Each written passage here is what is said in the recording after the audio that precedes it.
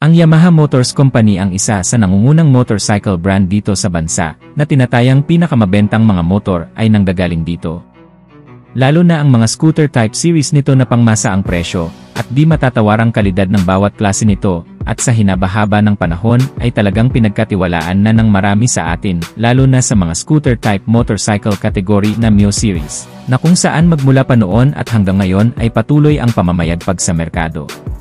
Paano ba naman kasi, sa pang-araw-araw na gamitan ay hindi ka rin magsisisi, kaya naman sa video na ito ay ipapakilala natin ang motorsiklong scooter na nagmula mismo sa seryeng ito, ang Yamaha Aerox 125. Isang na-upgrade na specs and features ang malalaman natin, at kung magkano ang magiging presyo nito.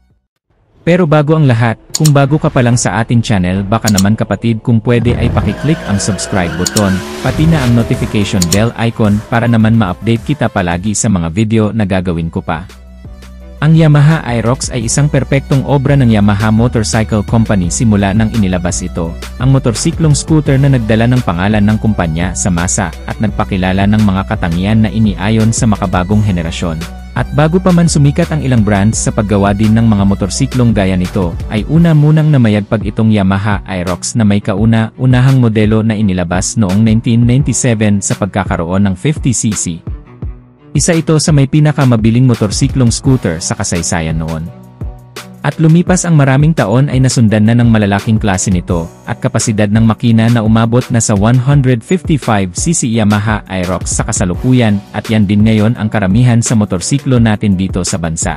Ngunit lingid sa kaalaman ng marami, itong Yamaha Aerox ay may inilabas pala na 125cc, bago pa man natin nakilala ang mga 150cc at 155. Ito'y inilabas lang din sa ibang bansa, na kung saan ay panalo din naman sa mga features at specs na meron ito, at meron din itong ibang detalye na angat sa Yamaha Aerox 155. Simulan natin sa engine details, ang pagkakaroon ng kabuuang makina na powered by 125 cubic centimeter na displacement capacity, naka-single cylinder, 4-stroke, single overhead cam na may 2 bulbs lang na engine, di gaya ng big brother nito na naka 4 bulbs na.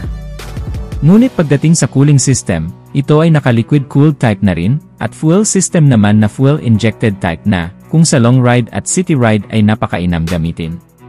Pagdating naman sa engine performance ay may sinabi rin talaga, ang pagkakaroon naman ng maximum output na 11.4 horsepower sa kada 9,000 RPM, habang ang maximum torque naman nito ay 10.4 Nm sa kada 6,500 RPM. Medyo may kalakasan din talaga dahil ito ay ginagamitan din naman ng VVA o variable valve actuation, at sinamahan pa rin yan ng Blue Core technology sa buong makina nito. Kaya naman sa average top speed ay hindi na magpapahuli sa abot kayang bilis na nagagawa na umaabot naman sa 100 km/h. May kabilisan pero may ibibilis pa naman depende sa magdadala. Ang compression ratio nito ay 10.4:1. Pagdating naman sa fuel tank capacity nito, ito ay may 3.8 liters na full tank na sobrang tipid din naman makakonsumo sa gasolina na umaabot sa 50 km/L. Unlike sa big brother nito na may kalakasan sa gasoline. Yan din kasi ang nagagawa ng mas maliit na kapasidad ng makina, at bukod pa dyan syempre, dahil nga sa mas maliit na makina ay may magaang timbang din ito na umaabot naman sa 102 kg lamang, mas madaling imanyobra at dalhin.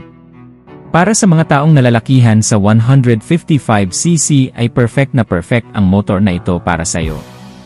Para naman sa mga features na meron itong Yamaha Aerox 125cc na masasabi nating angat sa kanyang big brother, ay ang pagkakaroon nito ng front flat footboard na kung saan meron ng extra space o lagayan ng ibang bagay sa pagde-deliver. Meron na rin itong kasamang side stand kill switch. Pagdating naman sa kanyang starting system, bukod sa electric push start, ito ay may kasama ng kickstarter.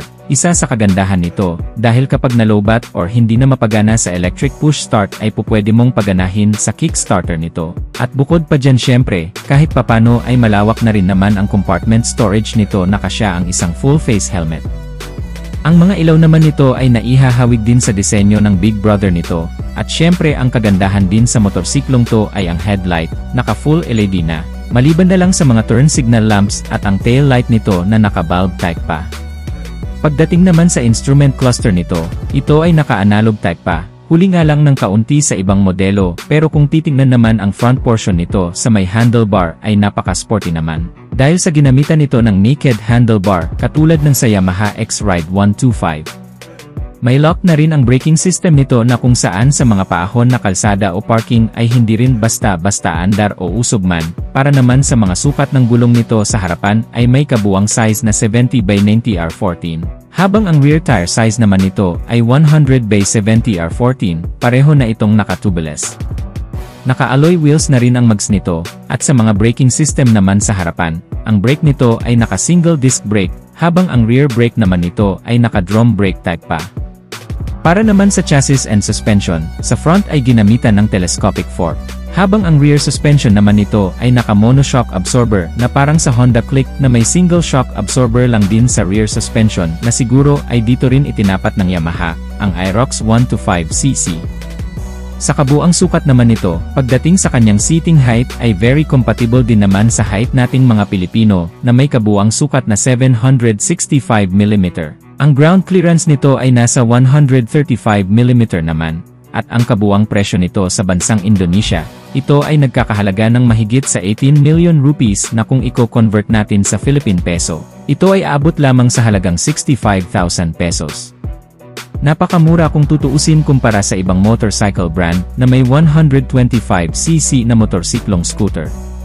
Pero syempre, kapag dumating ito sa bansa, mas tataas pa ang presyo nito na siguro ay itatapat din sa presyo ng Honda Click 125 na 81,400 pesos. At kung pag-usapan naman ang availability nitong motorsiklong to, ay unang inilabas bago pa man ang Yamaha Inmax 155 at ang big brother nito na Yamaha Aerox 155cc nito sa merkado, at sa bansang Indonesia lamang din ito unang inilabas.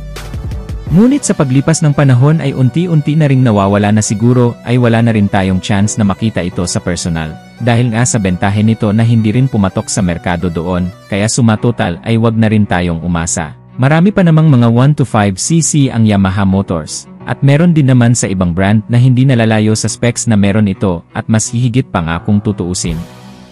So hanggang dito na lang muna tayo mga ka-Wizard Moto, sana nagustuhan nyo ang ating video.